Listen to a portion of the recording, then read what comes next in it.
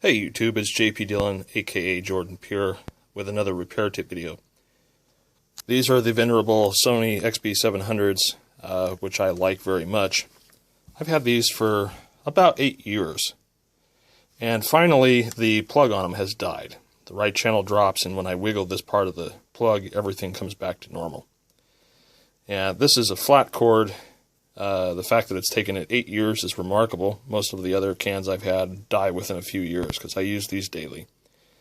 So if this is the case with you, I'm going to show you how to replace this. And I'm going to do this in kind of an edited / real-time thing because, quite frankly, this is the first time I've had to replace this. And I have the standard Nutric style 3.5mm stereo phone plugs, which are pretty nice. So I'm going to see what kind of pain in the ass it is to change this out. So bear with me. I'm probably going to make a few mistakes.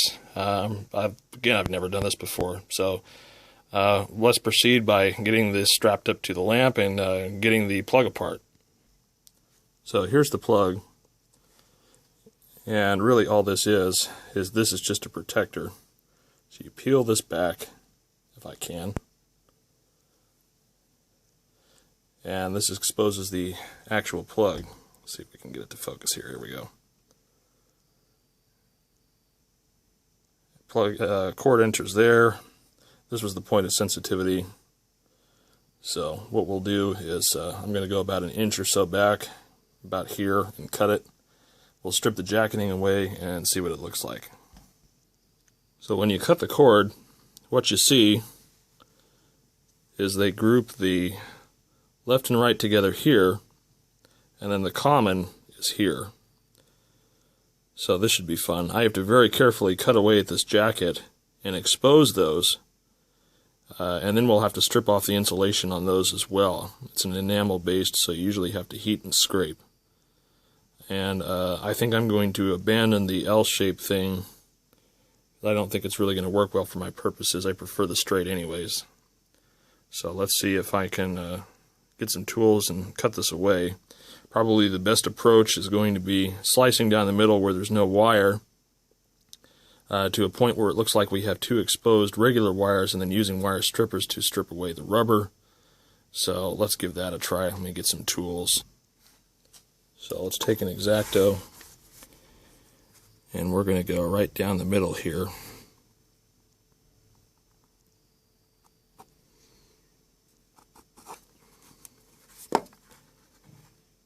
So now that splits.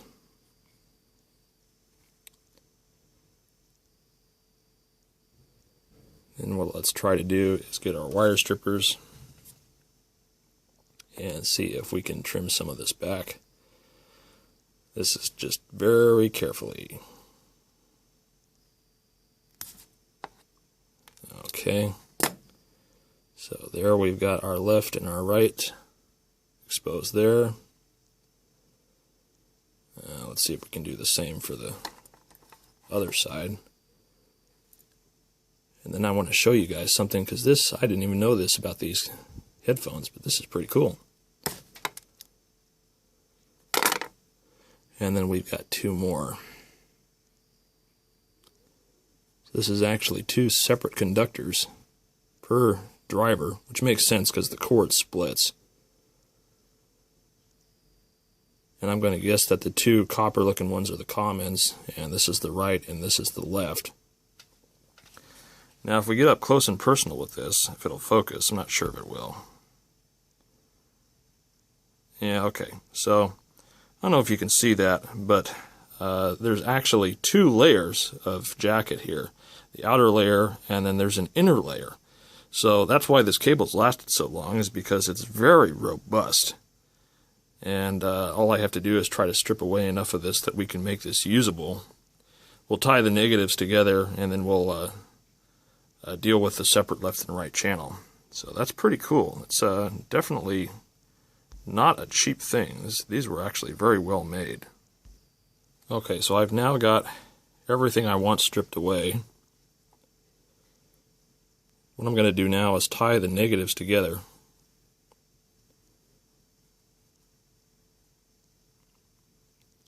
Now with this type of wire, you almost always have to scrape away the tips of the insulation.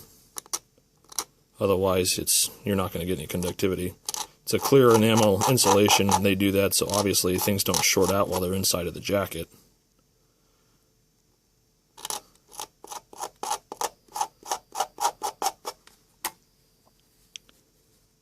Now that we've got that, we're going to twist these guys together. Not all the way, just twist the tips. The reason why we're not twisting it all the way up, I don't want it to be too tight, because then it will be a thermal conductor which will transfer heat up the wire and likely melt something inside of here and will short things together, so that's not good. So I'm going to get some solder and a soldering iron, and we're going to heat up the tip.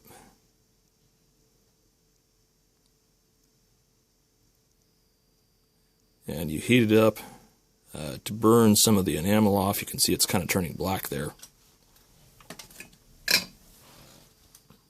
And we'll scrape away the burned part.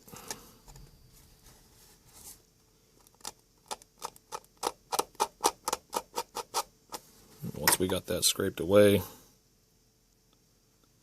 we'll apply some solder again.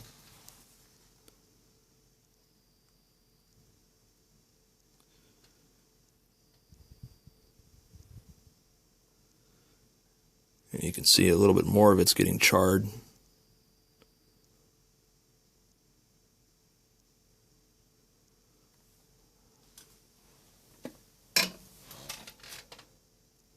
This type of coax sucks to solder on, so make sure you have a good hot iron and a nice 60-40 blend of solder and rosin. And now we'll work on the individual channels. Green is going to be your left and the red's going to be your right.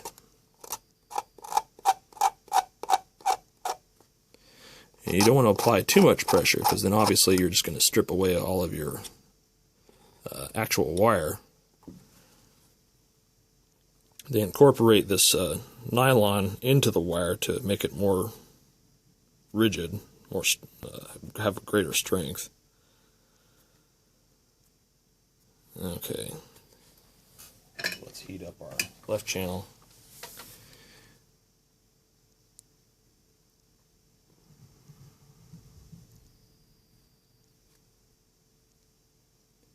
Usually the phones would start ringing about now, but today it's pretty quiet. I guess that's kind of a good thing. Okay, let's scrape away a little bit more of our burn stuff. Actually, that one came out pretty clean. May have to trim that back a little bit, but that's still pretty good. Let's work on the right channel.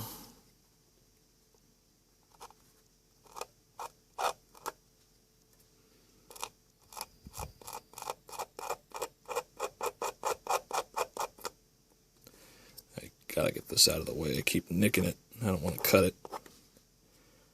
That'll just mean I'll have to start the process all over again. That'll be fun. Let's avoid that. Twist that up really good. Always remember to wash your hands after using solder core like this. Lead is absorbed through your skin, and over a long period of time, may take a while, but you will get it inside you, and lead will screw up your nervous system, so always remember to wash your hands after you're done with the project or touching solder.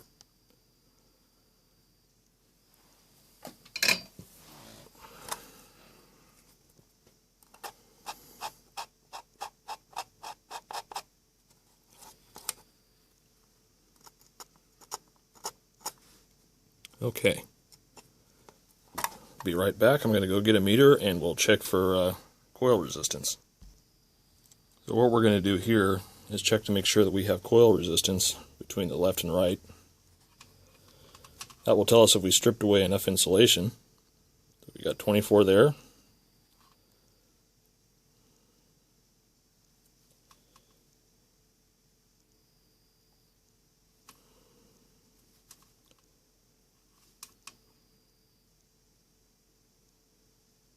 Yeah, we've got too much here. That tells me I don't have enough stripped away because it varies enormously. Let's see if I can get a little more pressure on it.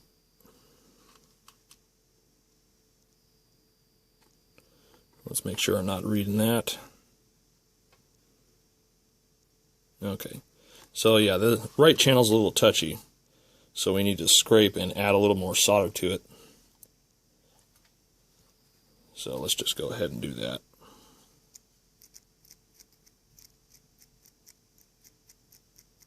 You want to make sure that you have a good solid connection. Otherwise you're going to go through all this effort of replacing the plug and it ain't going to work very well.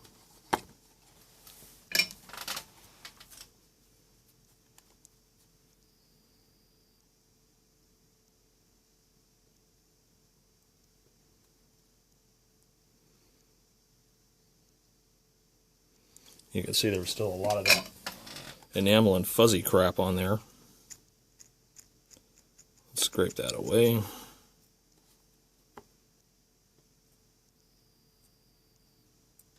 Just take your time.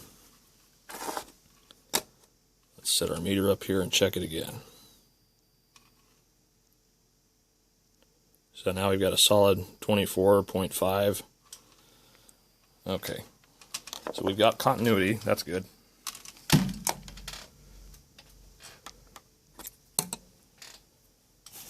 Now the next thing I recommend is a set of helping hands. This is a great thing because it'll mean that you don't have to be so dexterous in doing this.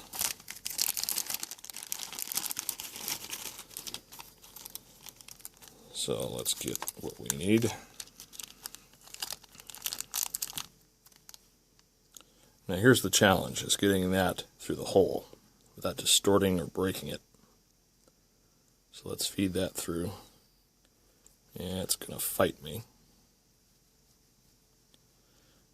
Just very carefully push it through, like so.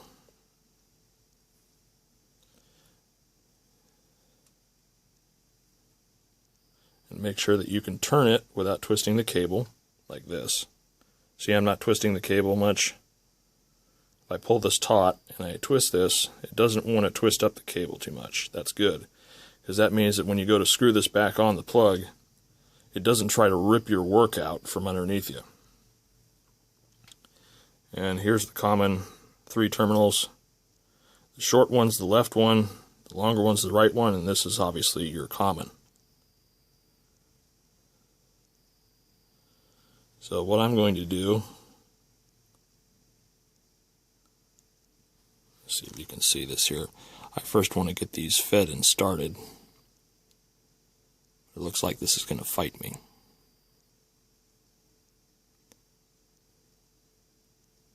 So this is where the helping hands come in. We clamp that there.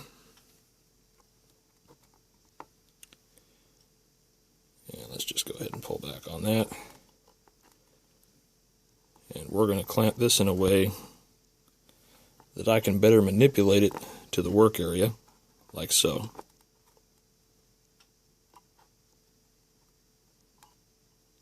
So it'll just kind of hold itself there while I work with this. We're going to move this a little closer together. Now I strongly recommend that you do the negative first to establish a point where it will hold on. And you don't want to keep heat on it too long for fear of melting the insulation. So what we're going to do is push that out of the way, and we're going to get our solder prepped in the inside of the plug first. Like I said, the less heat you put on it, the less chance you have of melting something together and shorting out. So let's just put that in there like that. Okay, well, it's not going to grab. So the part that I stripped away didn't grab onto the solder. But that's okay, we have a remedy for that. And what I'm going to do is flip this over. I don't know if you can see that. I'm trying to make it so you can see. This is with the area that we're working with here. Let's pull this through. Obviously, the side that's tinned is the one that you want to make contact with.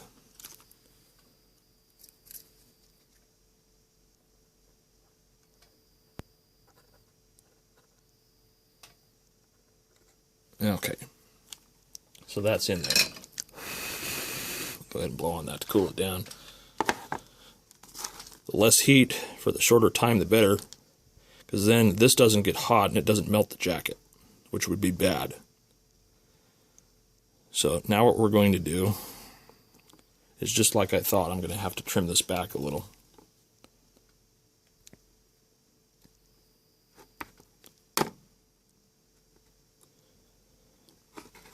And so since you've already attached your negative, you can now clamp the wire jacket in here without worrying about the heat melting the insulation.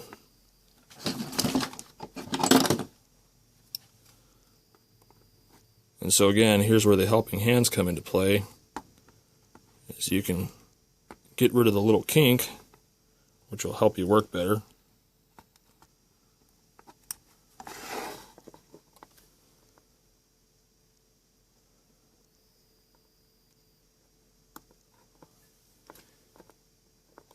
This is why we're doing this real time, is so you can understand how frustrating it can be. And I'm going to try to do the side with the notch first. There's a lesser likelihood that it's going to pinch the insulation and short something. I keep talking about that, but believe me, you don't want to go through this hassle only to find out that you've shorted one of the channels together, or shorted one of them to ground, or shorted both to ground, because then you got to start over all over again. Let me get a different tool, something narrower. There we go. Now this clamp thing provides basic strain relief only. Basic. Don't rely on it.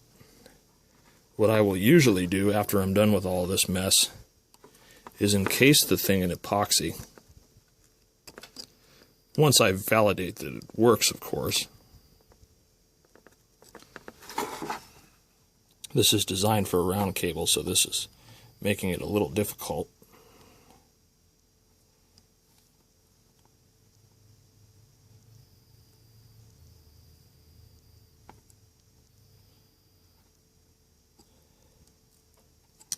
So once you got that crimped in there so that it kind of holds it in place, then you can worry about attaching your left and right channels.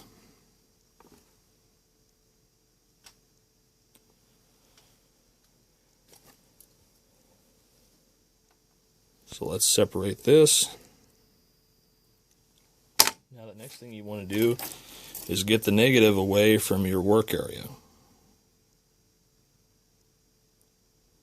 In fact, if you can spread these terminals out a little bit, I keep drifting off camera here, sorry guys. Spread the terminals out a little so there's no possibility that this will get hot and melt.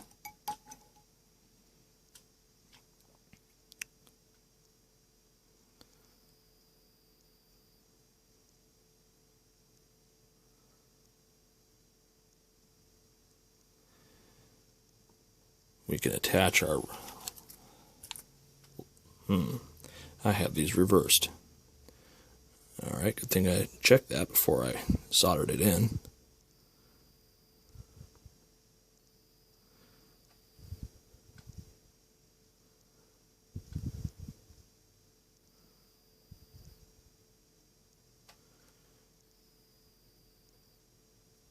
I think we got a little slack on this.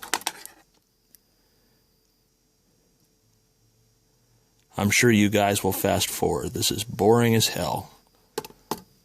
But it teaches you patience and it teaches you how to do it right.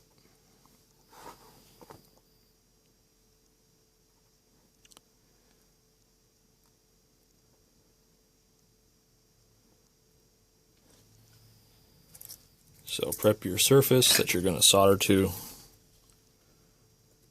this case we're doing the longer of the two, which is the right channel.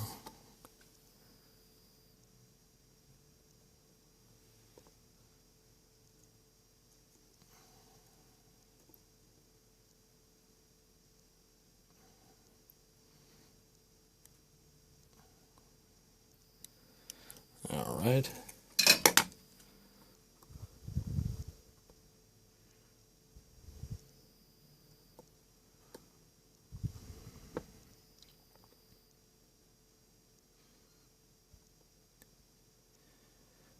Now let's do the left.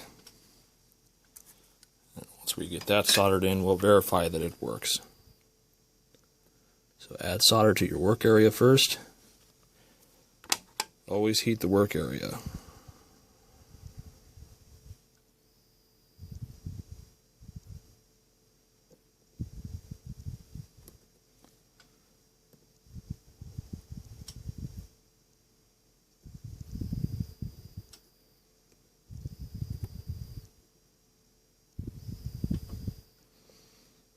Okay, so that's on there.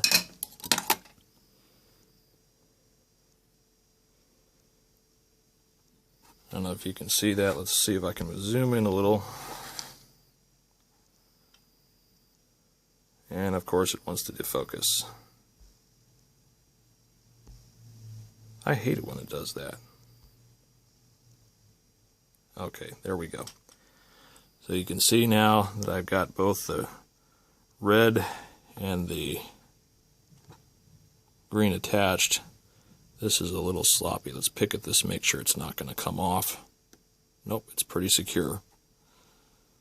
Likewise, the green here, pick at it, make sure it ain't going to come off. It's still there, good. So now what you can do if you'd like is clamp down the clamp a little tighter. So that way you've got a little bit of strain relief. And now what we'll do is we'll get our meter and we'll check for proper coil resistance to make sure that we didn't short anything. Now, as you remember earlier, it was about 25 ohms per side.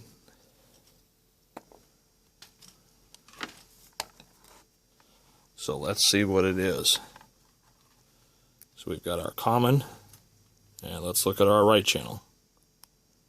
Our right channel is about 25 ohms. Left channel, 24.2. And that's close enough. So that tells us that we have continuity. Now, as a test, put your jacket on so you know you're not shorting anything out when you put it all back together.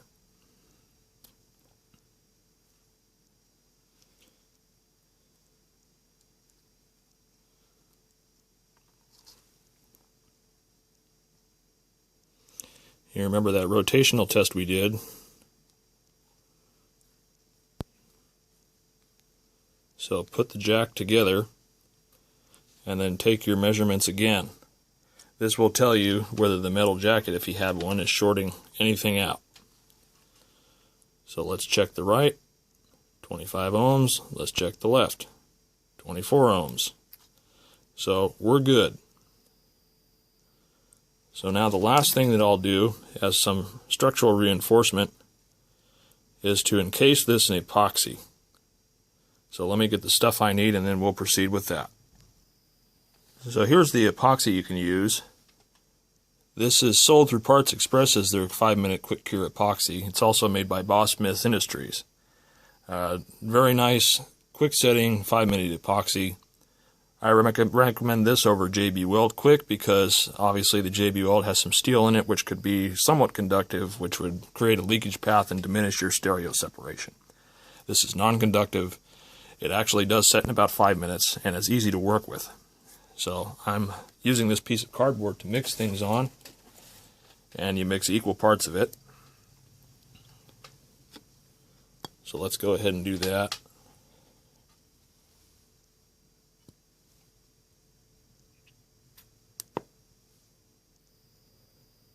Don't need a bunch, about maybe a dime sized of each one.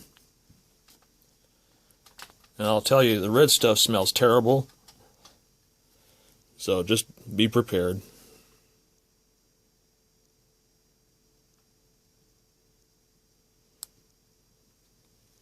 And I just break off the head of a Q-tip and use that to mix it up with.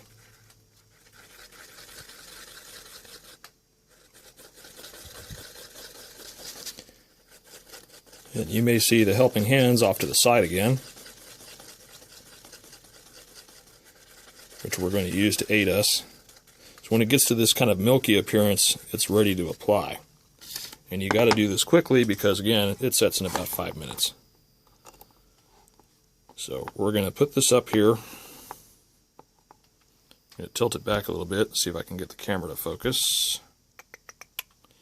And we're going to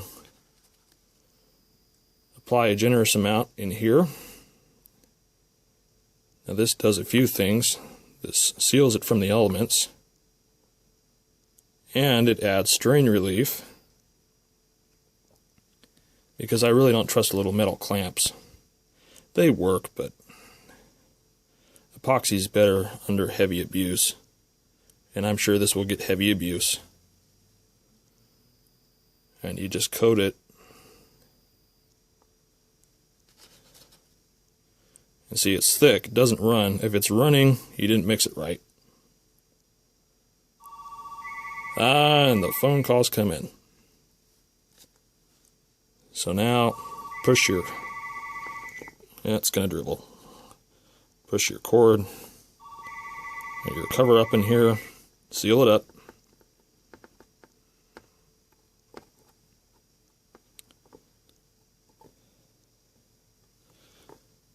Now if you want to, you can pack extra down in here. Ain't gonna hurt.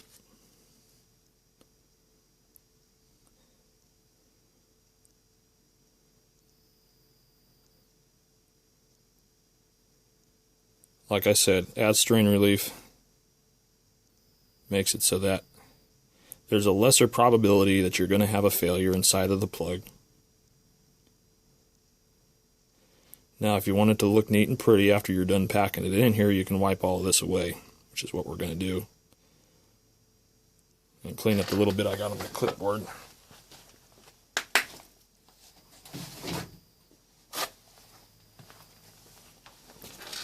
So let's clean up the clipboard, and let's wipe away the excess.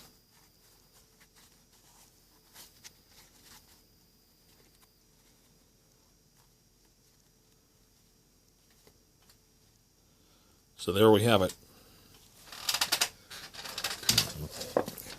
That is the repair of the plug on the XB700s. You've seen it in almost real time. I probably edited a couple of seconds out or so. But that'll get it done. It gets it done, it works. The fact that the original lasted 8 years was remarkable.